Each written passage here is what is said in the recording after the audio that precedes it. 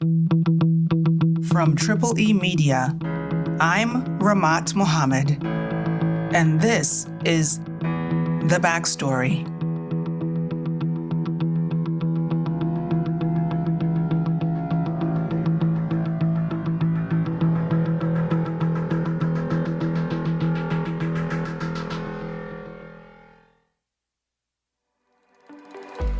Let me take you back to secondary school.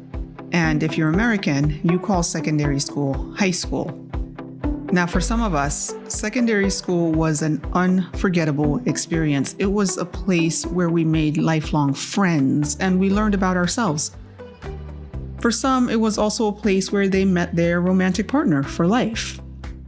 For those that went to boarding school, it was the first time that you're away from home, you're independent, you get to be with your friends all the time, you're learning a lot of new things. You're becoming a big boy or a big girl. And it should really be a very optimistic time in your life. And for many it is, but for others, it was terrible. I went to an all-boys boarding school, so the whole school experience was different for me. There was so much flogging. If you're late for chapel, they flog you. They think you're dirty as a junior student. They will strip you naked where everybody can see you and bathe you publicly to embarrass you. I remember always being scared because of the wicked seniors we had back then. If you mess up, they flog you mercilessly. At one point in my school, the school authorities banned the use of cane, but somehow the senior found a way to hurt and maltreat you. I had a worse time. Seniors were very harsh to us in GS1, let me tell you. I remember one Saturday was reserved for washing. One senior in SS3 gave me her clothes to wash. I remember maybe it was 6 or 7 pairs of jeans.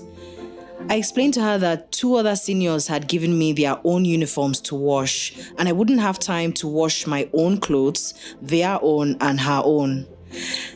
She got so angry and she made me fill this huge drum of water using one of her old buckets that had a leak in it. Now, there was one public tap that everybody used, which meant you had to stand in a long queue to fetch water, and this tap was downhill. So she made me wait to start fetching this water at 12 in the afternoon. I remember it so clearly. It was so hot, and I didn't finish till maybe 6:30 that evening. See wickedness. Sorry, Alex. Anthonieta, you're kind of sitting quietly over there. Because all of this is news to me. Like, I attended a day school and bullying in my school wasn't really a thing, at least not physically. And my story is different because I was the bully. Like, right from my JSS2, I worked in a clique. Eventually, we started to want to be the Nigerian version of Mean Girls. You know, same bags, same shoes, and we tried to calculate our walking steps to match. We talked down other girls, we excluded the ones we didn't like. This one time, we got kind of physical. So this guy broke my friend's heart, and then they asked me to call him after school. And when he came, we circled around him and we started to push him back and forth. After a while, we all ran away. And school gossip was, we beat him up. So for those who are a bit lost about what JSS1 and 2 and SS1 are, let me quickly explain. Nigerian secondary school is 6 years long. And like I said, it's kind of like the equivalent of high school in the US, except they combine 7th and 8th graders together with high schoolers. So JS1, 2, and 3 would be approximately 13, 14, and 15-year-olds. And SS1, 2, and 3 would be like 16, 17, and 18-year-olds. And there's definitely going to be different levels of power that come with each level. When you get to JS3, you start counting days to go to SS2 so that you can become a prefect and exercise power over junior students. A prefect is a student who is put in charge of certain things, like there's a social prefect who is in charge of organizing social activities. At every point in school, you kind of know your place. If you reach a particular class, you have some kind of power over students in class below you. For example, if you're in SS2, there's some kind of power bestowed on you. You have the ability to send junior students on short errands, but you can't flog or hit them. If you mistakenly touch a junior without you being a prefect, you will go through hell. When you get to SS2 second term in my school, you're given what we call the conch. This is from the book Lord of the Flies. The conch gives you power to flog and do anything you want to do. And John, was your mother aware of any of this that was going on? No, it was so hard to see my mom during visiting days. I remember always wanting to tell her about the flogging and the suffering, but I couldn't. I would hold her so close and tight when she comes around. She would always complain about how skinny I was and joke about how a small wind would blow me away. Well, on today's episode, we'll be talking about the power dynamics in Nigerian secondary schools. Some of the experiences you just heard my colleagues mention are relatively harmless. Maybe not the flogging. But other things like making someone fetch water in a leaky bucket or running around the school to find a book that doesn't exist, yes, it's inconvenient, but it's not dangerous. You can't really get hurt doing those things. And students are expected to adapt. But recently, we're starting to hear about experiences that are extreme. One mother, Deborah Okezi, took to Facebook in December 2020 to share that her son, who she sent to boarding school, came back. Look at all his bones. Look at all his bones. This is a chubby striker. I will show his picture when he left for school. As he came back now, I will show his picture. He has been throwing up greenish things. I have videoed him. I will send his picture. Nigerians, please come to my aid. And just like John here, her son had lost weight in his first term, but in Don Davis's case, the weight loss appeared to be quite extreme. And in addition, she learned that her son had suffered sexual abuse at the hands of senior students. They used to put their hand inside my anus, and they would bring out feces from my anus, and it would be doing me somehow. They would not use that same hand and beat me.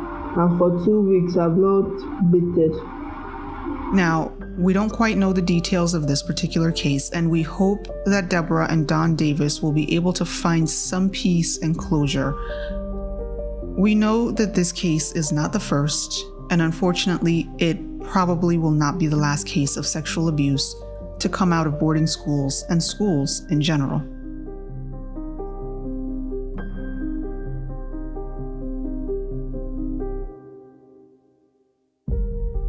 This type of abuse, it's about power dynamics. Senior students wanting to establish dominance over junior students, and power dynamics have always been and will always be part of any social structure. But in the past, we had traditional ways to pass on power from adults to the younger generation. In most African cultures and communities, there are 4 stages of life: birth, puberty, marriage, and death. And each community has traditional ways that mark different transitions from childhood to adulthood differently.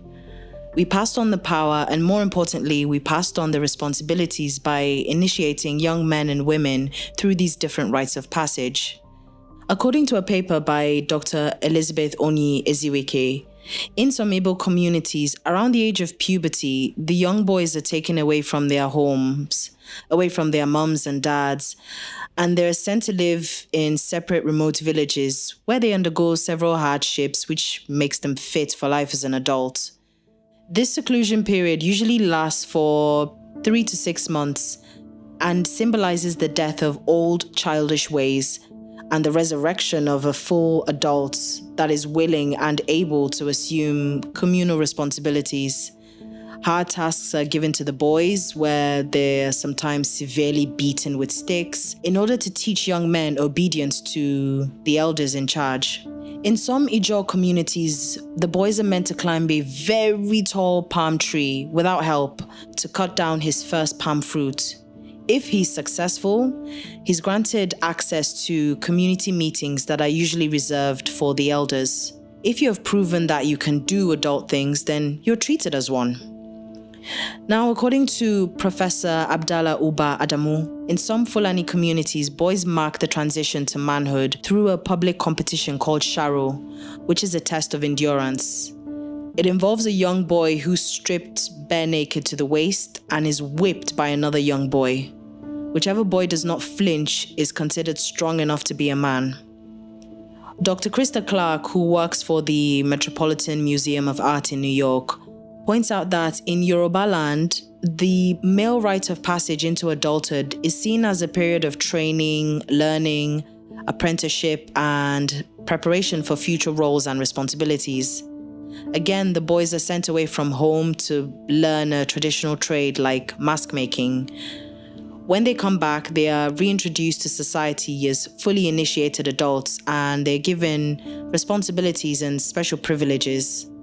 Now, everything I've just described were things that we used to do in the past. We don't do them anymore. If they are done, it's likely that they are done in the villages.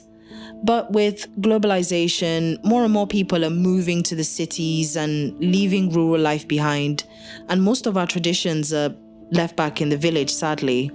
But the problem we have now is that young men are still transitioning biologically into adulthood, but there is a big gap in the psychological transition that used to happen when we stuck to these rites of passage. Now, young men are just left to their own devices to figure out how to fill that psychological gap. Thank you, Alex. Anthonieta, this transition from childhood to adulthood, that's inevitable. It's going to happen. And there's clearly a transfer of power when it does happen. We don't really have these traditional rites of passage that we used to have, which allowed us to responsibly transfer this power. So how are young people dealing with this now? Well, one way they do this is through bullying, which some may think is a form of hazing. In the past, it was obvious when someone has made the transition. They were given costumes or they had scars and ceremonies. So now young people try to find ways amongst themselves to differentiate between those that are young and those that are moving into adulthood. And again, a central part of adulthood is about power. Some young people find relatively harmless ways to yield that power. So in Alex's case, she was sent to fetch water in a leaky bucket. But now we're seeing some young people turn to bullying as a way to show their power over young ones, to demand respect from the junior ones.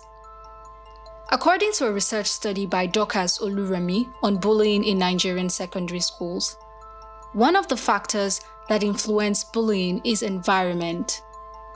These kids are trying to make their passage into adulthood and will mostly do what they see other adults doing in their environment. For example, flogging is a common punishment given by adults in Nigerian schools and homes. So when it's their turn to have power over others, it makes sense that they then choose physical abuse. Exactly. Another factor is peer group influence. Secondary school students spend more time with their peer groups than with their parents, and so these peers have a lot of influence over them.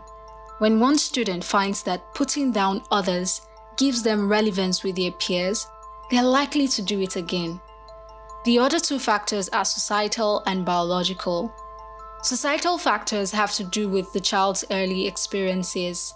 If a child has suffered abuse, rejection, or even parental neglect, these experiences can influence the way the child relates with others. In a few cases, there may be hormonal imbalances that can lead to the aggressive behavior we see in bullying. Anthonieta, I get that kids will choose to do things like flogging or physically abusing each other as a way of establishing dominance. I mean, we even see this as part of the rites of passage. Alex told us about flogging that happens in some of the Fulani culture. And we know that in cultures around the world, enduring pain is a mark of manliness. This is true from Papua New Guinea all the way to the United States. But I'm struggling to understand the very disturbing jump young people seem to be making from enduring physical pain to sexual humiliation as a form of establishing power. It's really very disturbing. And the case of John Davis is not the first we've heard of. Back in January of 2019, BBC published the case of Anthony Brookman, an athlete in a high school in Illinois, United States. And just like with Don Davis, Anthony's mother went to pick up her son and instantly knew that something was wrong with him. After trying to get him to say what was wrong, he admitted that he was both physically and sexually abused by some senior football players as a part of their hazing ritual. And there are so many other reports of cases like this. Why are these cases escalating from physical abuse to sexual abuse? Well, I think we have to go back to what these kids see in their environment as a form of power. If they see flogging as a form of power, then they flog. So if we extend that logic, then if they see sexual acts as a form of power, then they do the same. Exactly. And maybe they get exposed to this in one of three ways: watching porn, seeing their mates engaging in sexual acts, or they themselves being forced to engage in sexual acts. Now back to what Alex said. As we've been modernizing, we don't really have the rites of passage that initiates young people into the roles and responsibilities of adulthood. So they just figure something out for themselves. And unfortunately, along the way, some kids get hurt very badly, like Don Davis. Anthonieta, how do we turn this around before it's too late? The first thing we have to do is recognize that this need for power is real. Let's stop denying that kids need power. We need to find ways to allow them to have and yield legitimate power responsibly. Each community may have its own way of doing this, and it might be based on what is important to them.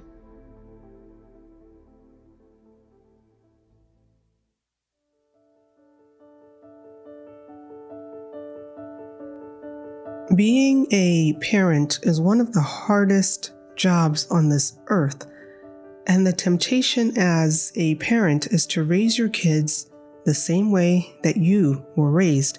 After all, you were flogged or beaten, and you think you turned out okay. You went to boarding school, and it made you stronger. So why should things be different for your own kid?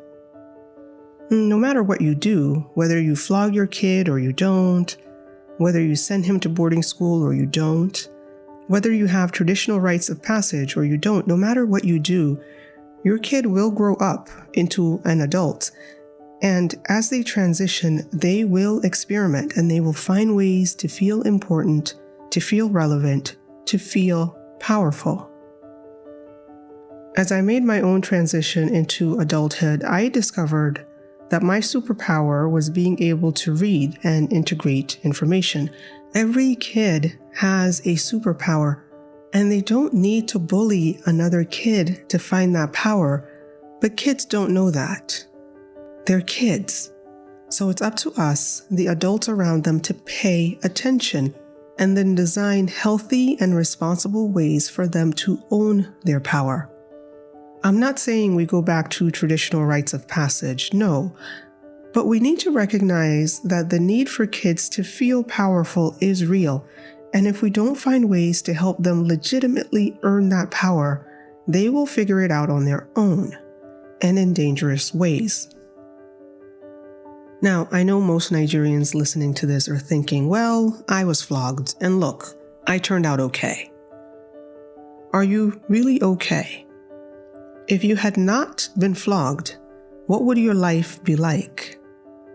Would you have taken a stand against bad leadership a long time ago and demanded better?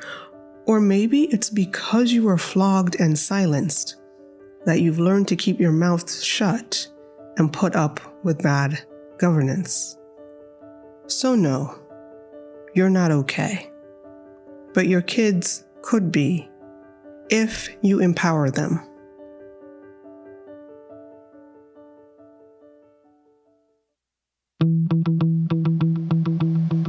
The Backstory is brought to you by E Media Productions. Production copyright 2021 by E Media Productions.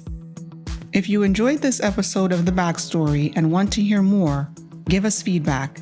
Subscribe to our 234 Audio YouTube channel. Visit our website at 234audio.com and download our 234 Audio app. Episodes of this podcast can also be found on Apple Podcasts, Google Podcasts, Anchor, Spotify, Radio Public, Breaker, and Pocket Casts. This episode was made by John Iwodi, Alexandra Gekpe, Anthonieta Kalunta, Richard Anyebe, Dominic Tabakaji, and Sam Tabakaji. Special thanks to Stanley Bentu, Mala Iwa Gbado Ikaleku, and Rabia Hadejia. I'm Ramat Mohammed. See you next week.